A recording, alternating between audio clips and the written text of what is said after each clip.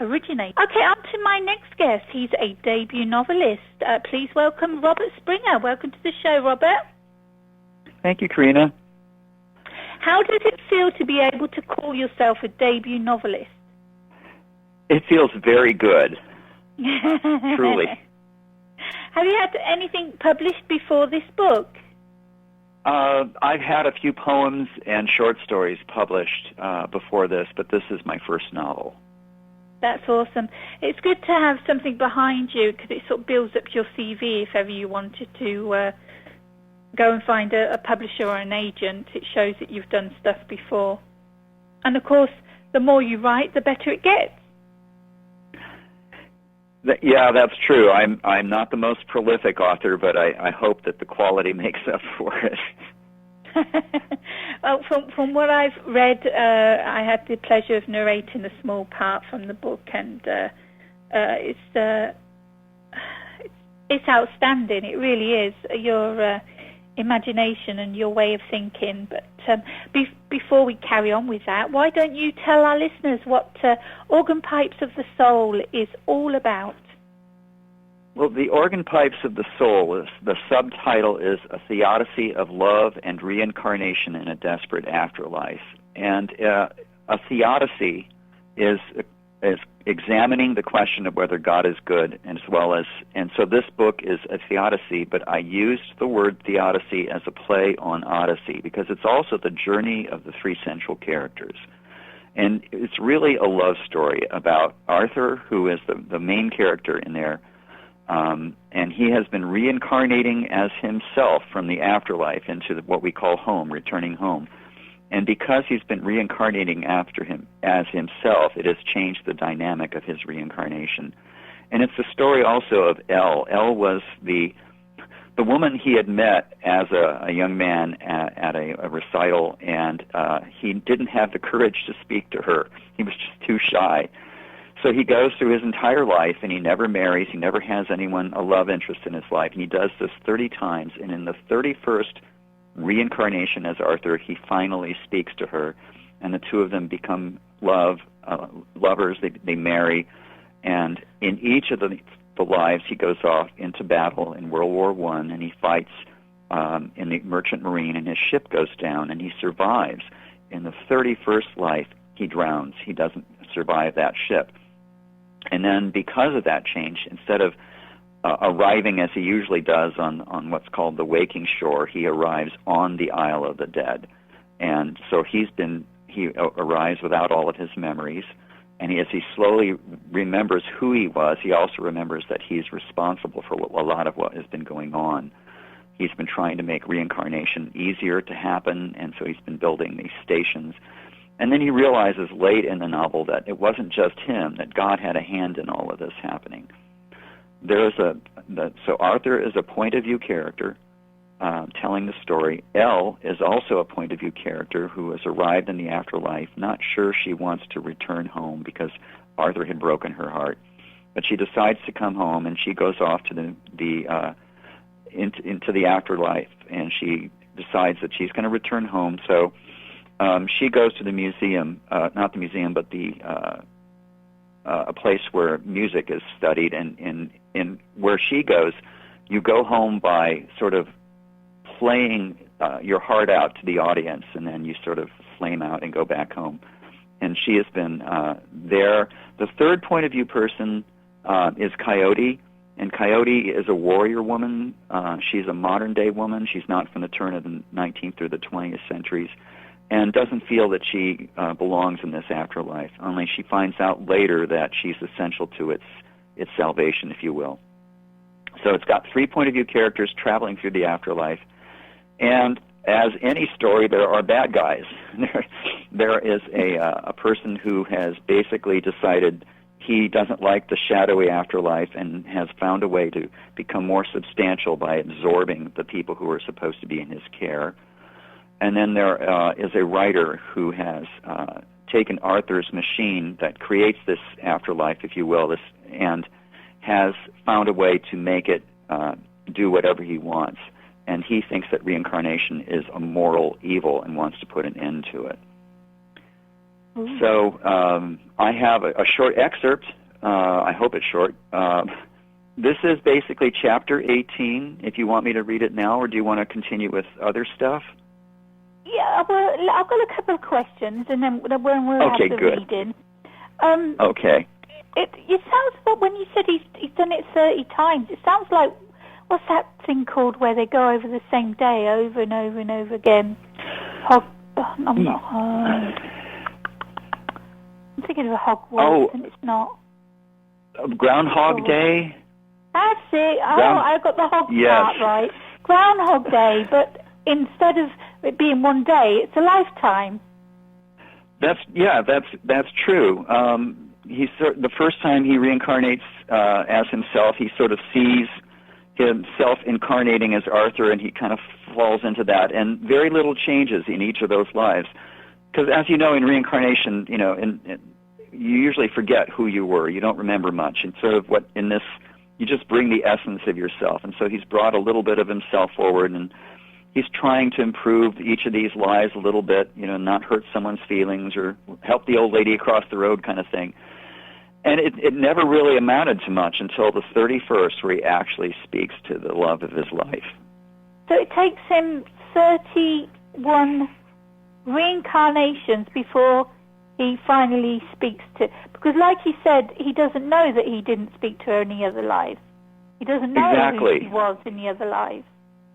Right, and neither, of course, does she, because to her this is a single lifetime as L.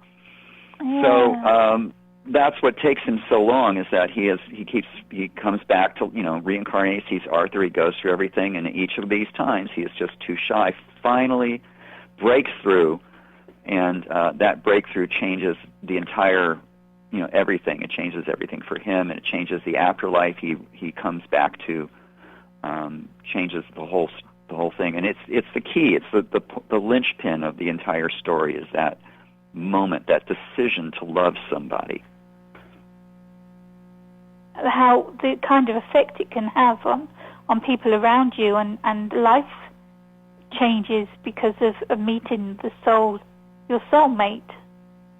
Yes, and that's like the real world that we all live in.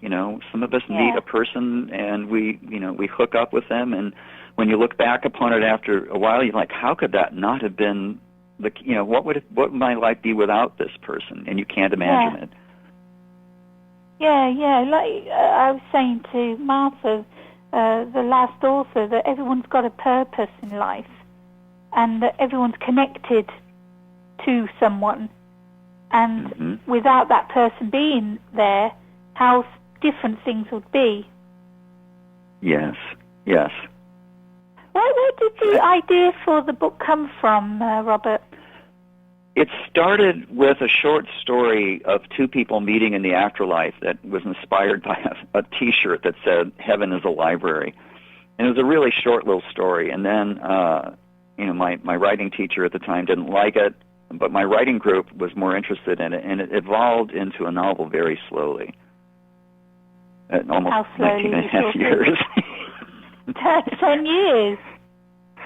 Yeah, it took nearly 20 years to finally figure it was ready. I kept expanding it and rewriting it. At one point, I started completely over, and the third point of view character, Coyote, just literally wrote herself into the story. I've heard of it, but I didn't know it was real. Yeah, that happens. See, everyone who's listening now, this gentleman, this debut author, spent 20 years perfecting this novel. So you have to go out and you have to go to Amazon and buy it, because it is perfected. It is perfection. They say that people are called to become ministers or to become deacons. And when did this happen for you? When did you get the call in?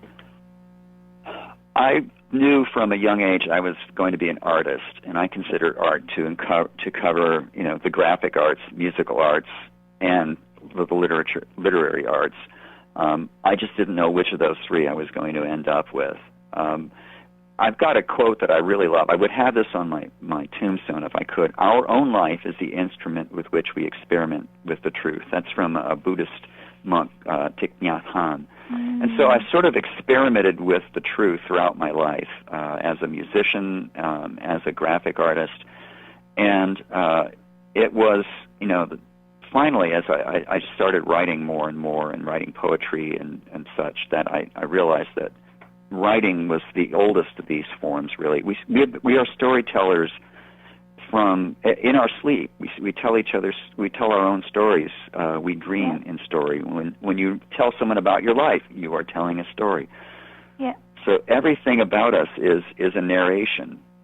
And I just wanted to narrate the story of this person who, in some ways, parallels my own spiritual evolution.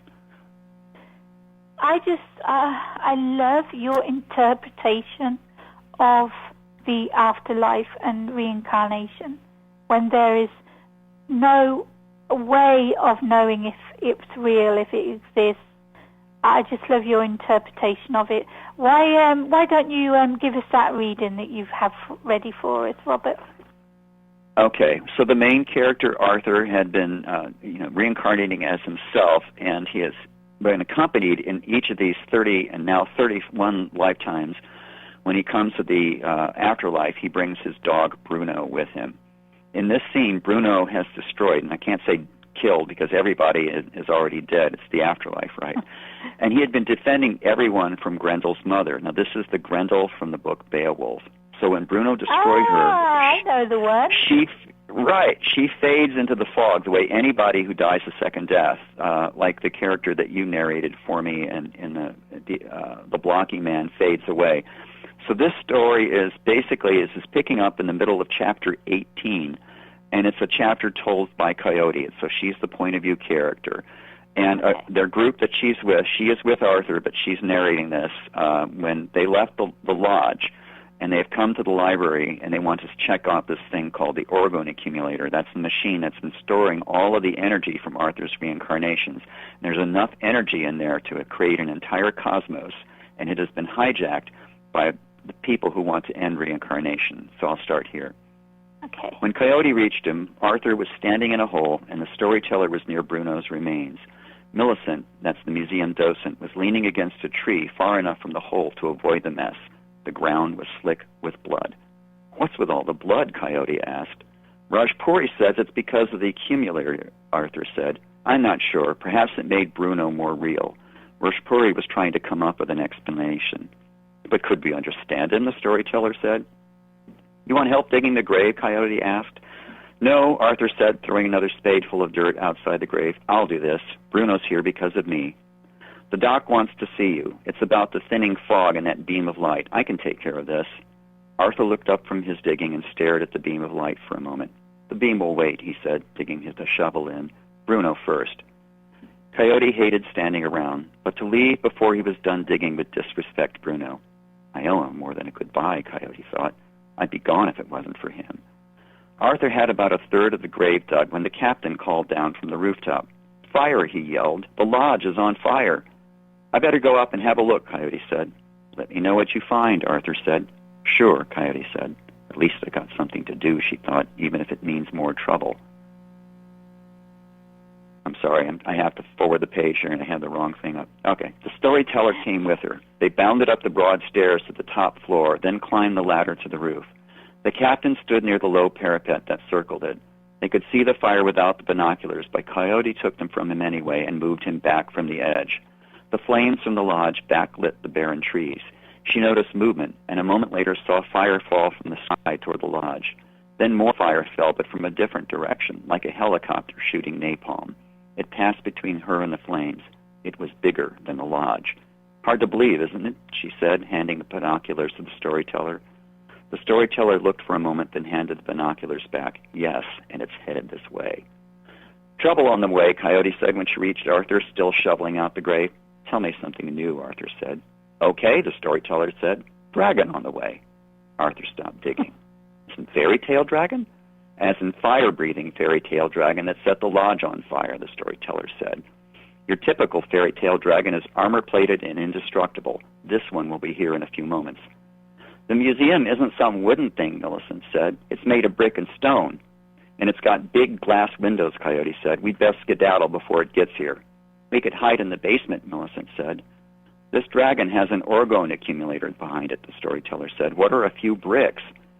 I don't think it can get into the boiler room, Arthur said. The room should be protected by the accumulator, though that would pit the accumulator against itself. If Dr. Rajpuri can help us disconnect it from the teletype on the other end, we can write this thing out of existence. Raj is still in the classroom, the storyteller said. It's coming, yelled the captain from the rooftop. Help me get Bruno in, Arthur said. There's no time, Coyote said. Help me get him in the ground. A building-sized reptilian shape swooped a few feet overhead, green iridescent scales catching bits of light and tossing it back. That's it, Coyote yelled, reaching into the grave and yanking Arthur out. Inside, all of you. The dragon made its return run. They were halfway to the doors when the dragon coming up behind them sprang flame when she turned and fired her Springfield. Oh, shit. She sprinted ahead of the flames, the heat searing the back of her neck. More damn burns. The others had reached the big doors and pulled them open. Arthur waited for her, his hands on the door handle.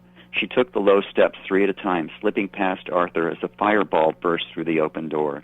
She stopped her forward motion right in front of a case with the burning model of the lodge and turned to see Arthur standing in the flames, pulling the door shut. The dragon swept past the window and turned to make another run. Arthur's clothing smoked. The captain made it down from the roof.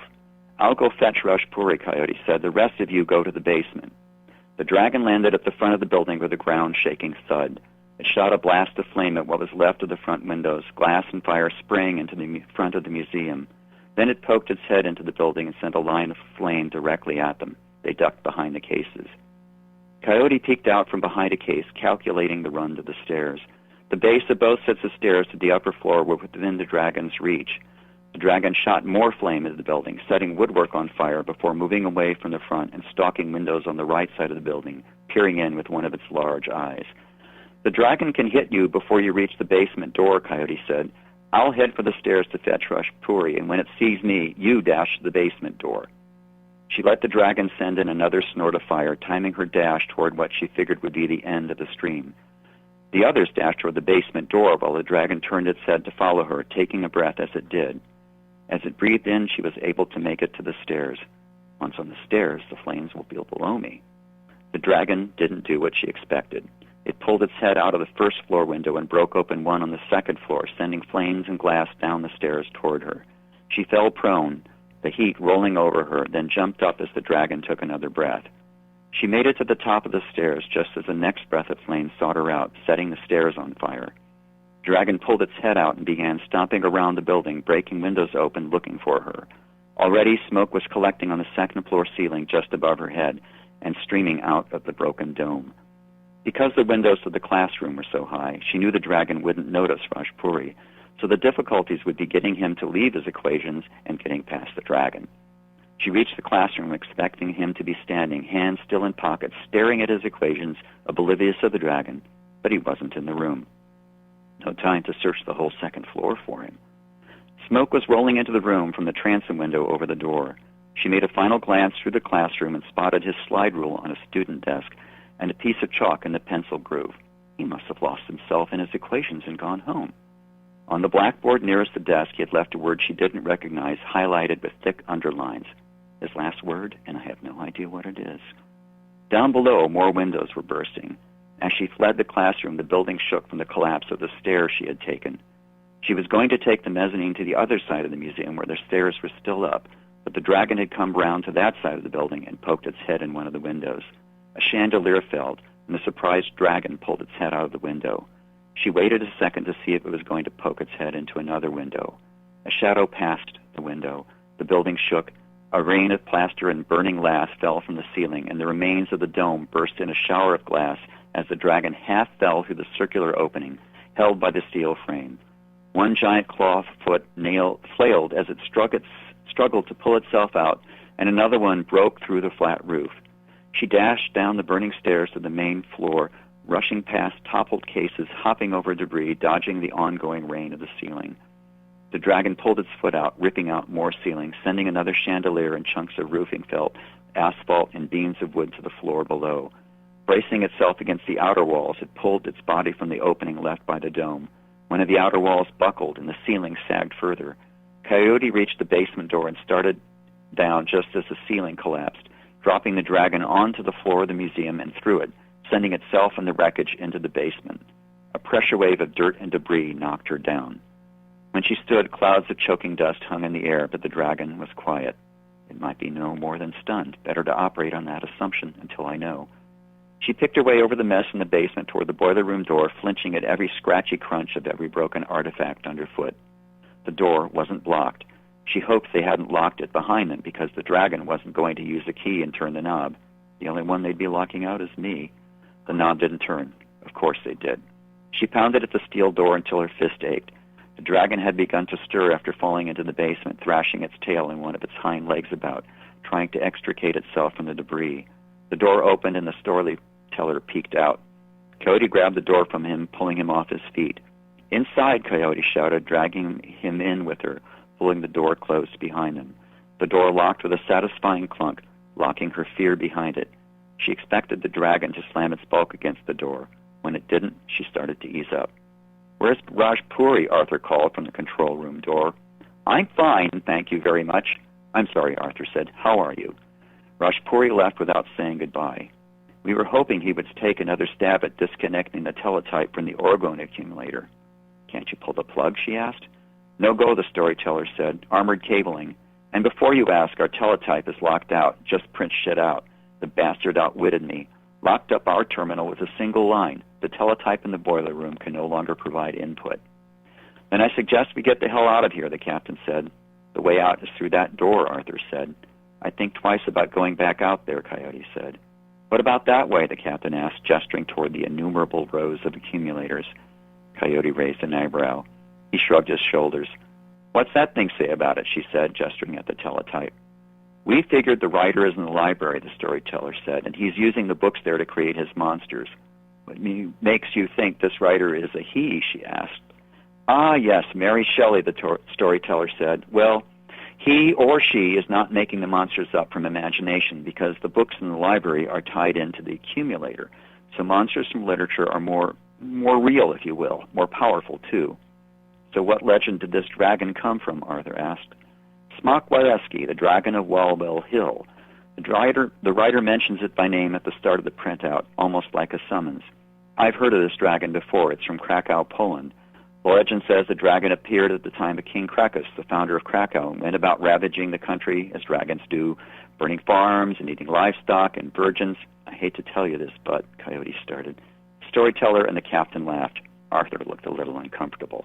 "Let me guess," Coyote said. "One of the virgins gave him indigestion?" "Not quite," the storyteller said. "The last virgin left was the king's daughter. He was so desperate to save her that he offered her her hand in marriage to anyone who could stop the dragon. And, as happened in stories, a hero stepped forth, Scuba the shoemaker. He took a sheaf and stuffed it with brimstone. When the dragon ate the sheep, he got so thirsty it drank half the Vistula River and burst open." "Kind of hard on the sheep," Coyote said. The storyteller laughed. "Don't worry, the sheep was already dead." "We have sulfur," the docent said. "No sheep, though," Coyote said. "We do have a carcass," the captain said. "We have a sheep?" the storyteller asked. "Not a sheep, a dog." Oh. It's the end of the chapter. A couple chapters later, they're going to fill the doggy with sulfur and give it to the dragon. Yeah, it's kind of hard for people who love dogs, but not to worry. But listen, you said that everyone over in the afterlife is already dead. So what are they running from the dragon for? They can't die again, can they? Yes, actually, there's a phrase, "What kills you there will destroy you here." Basically, if something would have killed you in the real world, your mind would react that way, and it would be a second and permanent death in the afterlife. So the same would be true of firearms and everything. But they're in the afterlife with the dragon. Yes, that's right. So the dragon's in the afterlife. Che Guevara and a handful of mercenary soldiers are there, and they have automatic weapons, and they can destroy people. So if it destroys you here in the real world, it calls what we would call a second death in the afterlife. So gotcha. Not that that's typical, right? Yeah. No, who knows? Who knows? But that's why they were running. I was like, why are they running? Because he's already had a fireball thrown at him, and his clothes are just smoke, and he was not burnt to death. And she had a bit of burn on her neck. And she was acting like it was an itch, you know. So I assumed that they were immortal, you know, that it didn't affect them, the fire. Right. There actually are two characters. There's a character in there. He is the gatekeeper who lets people onto the ferry boat that takes them across from the waking shore to the Isle of the Dead, and people think he's immortal, but he isn't really. It turns out he's destroyed by something. So there's no true immortality in this particular afterlife, and it's important to note this is not the only afterlife. It's the only one in this particular book is talking about this particular afterlife. But when Arthur does have his encounter with God, reminds him, well, this is just one afterlife. Wow, that's so cool. Where can people find your book, Robert? Well, it's on Amazon. At Amazon, you can just type in the title, The Organ Pipes of the Soul, and it's also available at our website, theorganpipesofthesoul.com. Or Organ Pipes of the Soul, there's no THE in there, so it's https organpipesofthesoul.com. And also, I was going to say, are you connected? Are you on the web? Can people find you on social media? I have an Organ Pipes of the Soul Facebook page. I'm going to be building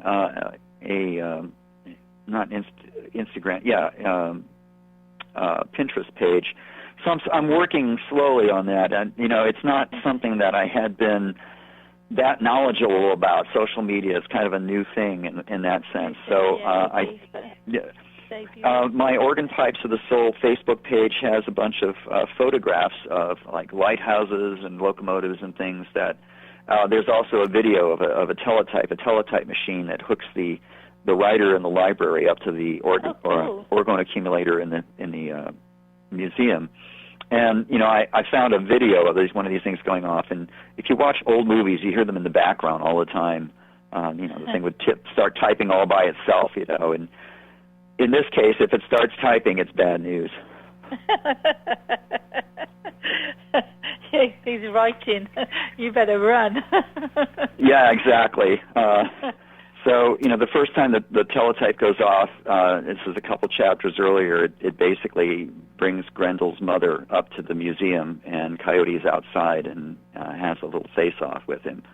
Oh. So that's when Bruno the dog saves her from Grendel's mother. Oh, right, yeah, because you did. Yeah, just as in the original novel, she's worse than her boy, right? I mean, she's big and bad, so,